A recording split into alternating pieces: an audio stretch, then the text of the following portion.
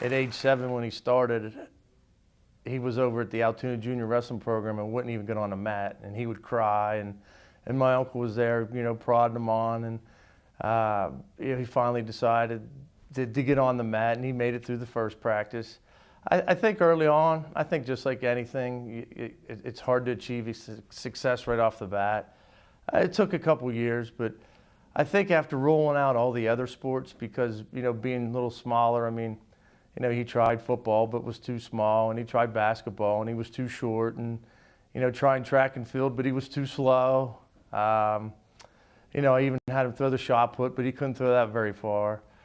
But I think, as being a smaller kid, he was always pretty tough. Being a little brother, he kind of took a beating, and I think as he went on and then through, the first year, the second year, the third year, he started dominating, and he was a pretty tough kid. And I think then, it just became second nature. All those other sports kind of, went to the back burner, and it just kind of took off. It just kind of fit him. It was a pretty natural fit.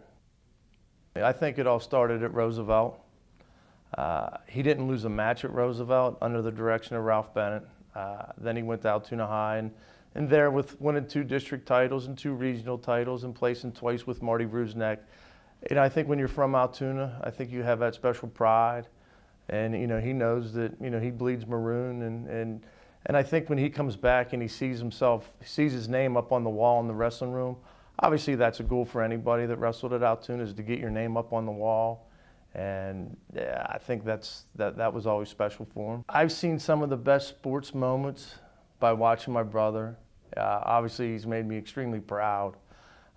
From different trips to Hershey for states, to freestyle states at Clarion, to the national championships in Minneapolis, and a couple of the Olympic trials, just to go out there and just watch your little brother and knowing that your little had a part there was extremely special. I think it was his inner drive.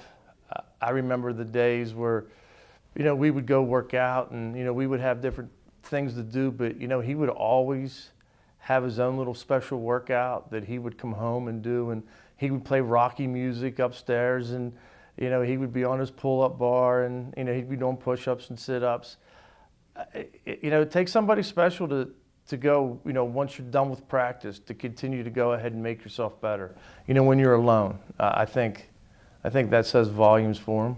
At this time, I'm so proud to introduce my little brother, a 2014 Blair County Sports Hall of Fame inductee, Mr. Jason Kutz.